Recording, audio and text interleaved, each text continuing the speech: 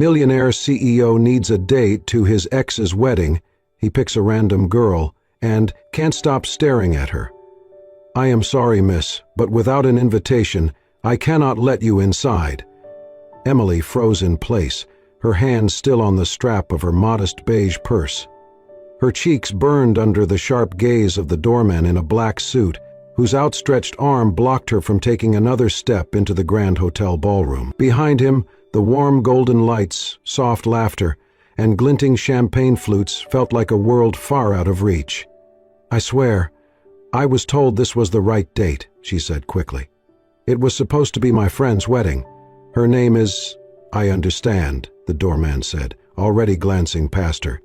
But we are working off a list. If your name is not on it, it is not about the name, she blurted. I think I just mixed up the date. I thought it was next weekend. That would explain the confusion, he replied, trying to be polite but clearly motioning for her to step aside. You'll need to come back when the event you were invited to is actually happening.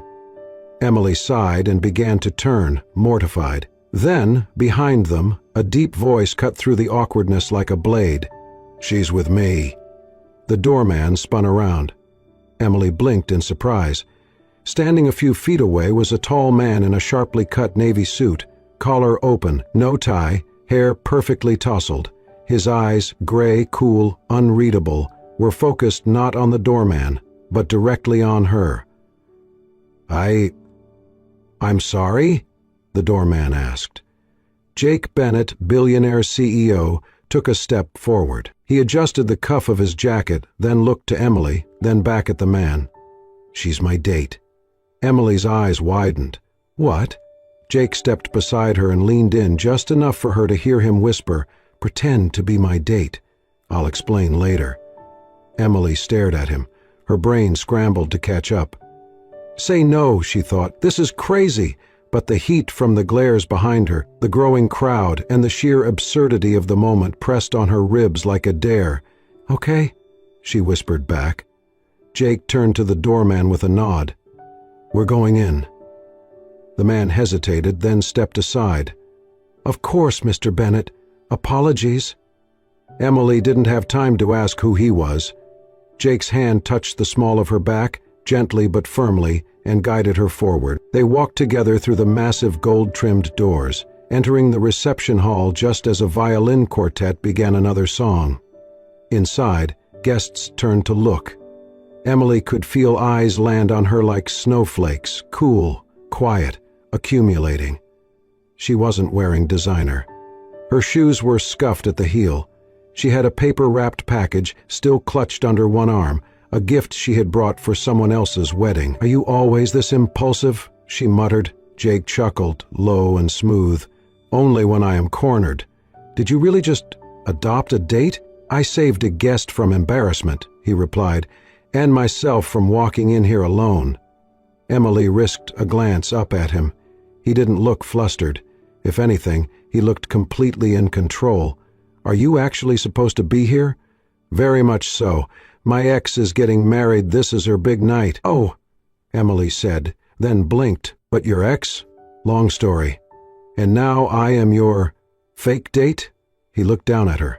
Unless you'd rather go back outside and finish your argument with security. She pressed her lips together. Nope. Let's go with fake date. Lead the way, stranger. They moved through the ballroom, heading toward the central seating area. Jake's presence seemed to part the crowd with ease. People smiled, nodded. Emily felt like she was floating through a movie scene. It was surreal, awkward, and, if she was being honest, a little thrilling. She was supposed to be running a bookstore event tomorrow. Instead, she had just crash-landed into the arms of a man who looked like he belonged on a magazine cover. By the way, he said, guiding her toward a pair of empty chairs. What's your name? Emily, she replied. Nice to meet you, Emily. I'm Jake. I guessed, she said dryly. You look like someone who doesn't need name tags. He smiled. And for the first time that evening, so did she. The moment they found a quiet corner near the floral archway at the far end of the ballroom, Emily exhaled like she had been holding her breath since the door opened. The clinking of glasses and soft hum of string surrounded them, but it all seemed distant. Her focus was on the man next to her. "So," she said, adjusting the strap of her dress, "I guess we're fake dating now." Jake glanced at her, amused. "Seems that way. Are we winging it, or are we going to, commit to the illusion?" He turned fully to her, hands in his pockets. "Good point. Let's get our story straight. How did we meet?" Emily tapped her finger on her chin, thinking. "The bookstore. I was in the poetry section. You knocked over a stack of biographies trying to reach something." Jake smirked. "That sounds more like something you'd do." "Fine. I knocked over the stack. You offered to help pick them up. We started talking. And you thought I was charming and mysterious." Emily rolled her eyes. "You asked me out for coffee because I looked like someone who knew the difference between Miles Davis and John Coltrane." Jake chuckled. "Jazz fans. I like it." He extended his hand with mock formality. "Jake Bennett, CEO jazz enthusiast, poetry aisle hero." She shook it, grinning. "Emily Hart, freelance book nerd and current accidental wedding crasher." They let go, but not before he gave her fingers the slightest squeeze. She felt it all the way up her spine. As they slowly moved toward the refreshment table, Jake asked casually, "So what were you really doing here, before I hijacked your evening?" Emily hesitated, then shrugged. "Long story, short version, I thought my friend's wedding was today, got the dates mixed up, came early, got embarrassed, was about to be thrown out when you appeared like a very well-dressed hallucination." Jake gave a soft laugh, "And instead of running, you stayed." "Only because I didn't know who you were." He raised an eyebrow. "I mean, I've seen your name in headlines," she clarified, "but you didn't look like the kind of guy who'd pretend to have a date just to avoid awkward questions." "Well," he said, reaching for 2 glasses of champagne and handing her one, "I surprised us both." They clinked glasses. The moment was oddly comfortable for strangers. The air between them didn't feel forced, just a little unexpected. Emily took a sip, her eyes scanning the room. "So, this is your ex's wedding. Brave move, showing up." Jake's jaw flexed slightly, but he didn't flinch. "I didn't come for drama, just closure." She looked at him more closely now. For all the polish and poise, there was something tired in his eyes. Something that didn't quite match the image. "Well," she said gently, "you've got a pretty convincing date now. I can make exes jealous in under 10 minutes. Jake smiled. It was small, quiet, but real. "You already have." They stood side by side, sipping champagne in the corner of someone else's fairy tale. Emily couldn't help but think, tonight, for once, she was not invisible. She wasn't the forgotten cousin or the awkward outsider. For a few hours, she was someone worth noticing. And Jake could not stop noticing her. The ballroom buzzed with music and laughter as more guests streamed in. Crystal chandeliers sparkled above them, casting glints of gold across the polished marble floor. Waiters in crisp black uniforms moved like shadows, their silver trays dotted with champagne flutes and hors d'oeuvres. The air was rich with perfume, the soft hum of a string quartet, and carefully rehearsed cheer. But the moment Jake and Emily stepped fully into the light of the main aisle, the air changed. It was instant, an almost imperceptible shift in energy that swept through the room like a sharp wind. Conversations faltered, heads turned, first out of curiosity, then in surprise, then into something else entirely. Champagne glasses paused mid-air. Smiles stiffened. The temperature didn't drop, but it felt like it did. And then, from the head table, a voice cut through the hush like a shard of glass. "What is she doing here?" The tone was sharp, unmistakably familiar, and it froze Emily where she stood. Her spine stiffened as her name wasn't said, but hung in the air like smoke. She turned slowly. Lauren. There she stood in white lace, her veil pushed back, her mouth slightly parted in horror, confusion, and something dangerously close to rage. The perfect bridal image crumpled in the blink of an eye. Jake didn't flinch. He looked straight at Lauren, his voice calm and level. "She's my date." A second wave moved through the crowd, murmurs this time, low, vicious, more honest than polite. "That's Emily Hart, right?" a woman whispered behind a gloved hand. "The cousin no one talks about? I heard her dad lost everything. She always looked out of place," said another. "The one who dropped out of med school? She's crashing?" "No. Jake Bennett brought her?" Emily heard every word. They didn't even try to hide it. Her ears rang with it, each phrase a reminder of everything she had fought so hard to overcome. The heat rose in her face, but her posture stayed upright. She'd come too far to let them see her shrink. Jake leaned in close to her ear, his voice low but steady. "Are you okay?" She nodded, her jaw locked tight. "I've been through worse." But he didn't miss the way her hands curled slightly, fingernails biting into her palm. Before he could say more, Lauren descended from the head table, her smile tight and artificial. She stopped just short of them, her eyes flicking between Jake and Emily like she couldn't decide who to confront first. "Jake?" she said sweetly. Too sweet. "Can I borrow you for a second?" Jake looked at Emily as if asking permission. She nodded once. "I'll be right here." He followed Lauren to a quiet corner near the towering cake display, close enough for Emily to still see them, but far enough for privacy. She watched them go, her expression carefully neutral even as her chest ached. Lauren turned the second they were out of earshot. "I didn't think you'd actually show." Jake said nothing. "I thought maybe a part of you still," her voice softened, "still missed what we had." Jake's expression didn't waver. "That part died the day you treated someone like her as invisible." Lauren blinked, thrown. "What?" "You always talked about how family was everything, but you let them tear her down. You let them call her names, ignore her, exclude her, and you said nothing. She was always so different." Jake cut her off. "That's not a flaw, that's her strength." Lauren's face flushed, but she kept her voice low. "You're making a scene." Jake shook his head. "No, Lauren, you made this scene. You just didn't expect her to show up with someone who sees her value." He didn't wait for a reply. He turned and walked straight back to Emily, his steps purposeful. When he reached her, he wrapped one arm around her waist, not gently, but with certainty, public, undeniable. Then, loud enough for Lauren and half the room to hear, he said, "This is the woman I want by my side now." Emily looked up at him, startled. But Jake wasn't pretending anymore. His eyes, soft but fierce, said everything.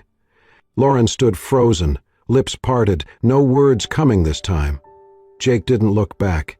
He led Emily through the sea of murmurs and stares, through the noise of a room that had once tried to define her. And for the first time, Emily wasn't walking behind anyone else's story. She was writing her own. The reception roared behind them, laughter, clinking glasses, the violinist switching to a livelier tempo, but Emily barely noticed. Her heels clicked softly against the stone patio outside as she stepped into the evening air, drawing a shaky breath. Jake followed her, loosening the top button of his shirt. "Emily, wait." She stopped near the railing, overlooking the ocean. The moonlight painted silver streaks across the water.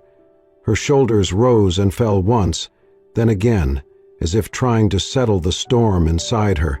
Jake stepped closer. "Talk to me." She didn't look at him right away. Her eyes were fixed on the waves crashing below. "I wasn't even invited," she said quietly. Jake frowned. "What?" Emily turned.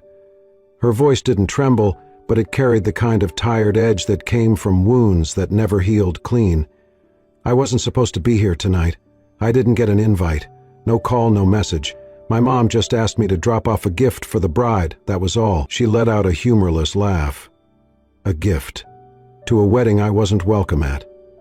Jake's expression tightened. "Why?" Emily looked away. "Because I'm not part of the real family. That's what they used to say. My dad lost everything in a business collapse when I was 12. Divorce followed. My mom raised me alone. No country club, no annual ski trips, just me, her, and bills." Jake stayed silent, listening. "They never let me forget it," she continued. "Lauren was always the golden girl, the one with the perfect grades, perfect hair, perfect everything.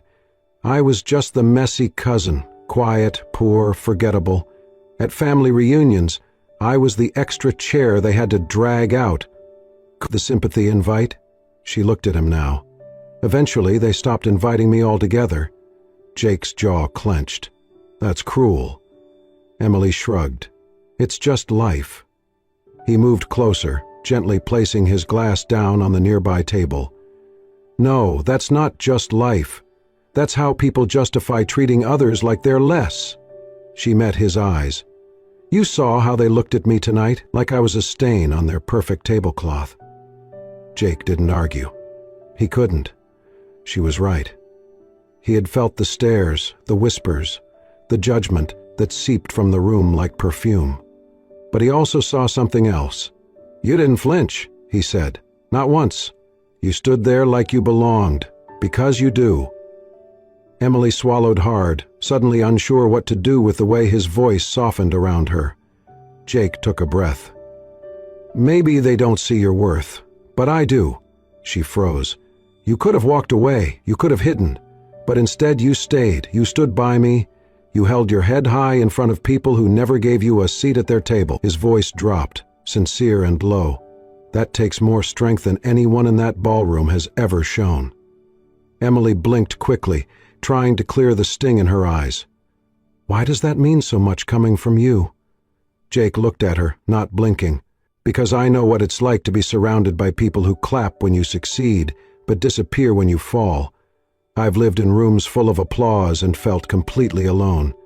And tonight, I wasn't. A silence stretched between them, quiet, thick with something unspoken. Emily stepped closer, her voice softer. You're not like I thought. Jake's mouth curled into something between a smirk and a smile. Neither are you. She tilted her head. So what now, Mr. CEO? Jake extended his hand slowly. Now we go back inside, as equals. Emily hesitated, then slipped her fingers into his. Warm, steady. They walked back into the light, not pretending anymore. And this time, it was not about making anyone jealous. It was about standing next to someone who finally saw her. The ballroom glowed with laughter and clinking glasses as toasts were raised for the third time that evening. Emily sat quietly beside Jake, hands folded in her lap, her smile polite but distant. Across the table, the scrutiny had sharpened. You know, a woman in a pearl-studded dress said suddenly, leaning forward with her wine glass tilted, it's sweet, really, how far some girls will go to get noticed. Emily looked up, startled. The woman's smile didn't reach her eyes. I mean, finding a billionaire boyfriend just in time for your estranged cousin's wedding. That's a Netflix pitch if I've ever heard one. A few soft laughs fluttered from other guests. Another voice joined, lower but crueler. She always did know how to pick her moments. Always watching, always waiting for her chance. Emily's throat tightened. She glanced toward Jake, unsure whether to respond or simply leave the table altogether. Before she could decide, Jake stood. The scrape of his chair echoed across the table. The music continued playing, but the room's attention quietly shifted. Jake placed one hand gently on Emily's shoulder, the other resting on the back of her chair. His voice was low, calm, but carried like thunder. Careful what you say, he said, looking directly at the woman in pearls. You're insulting the woman I love. The table fell into silence.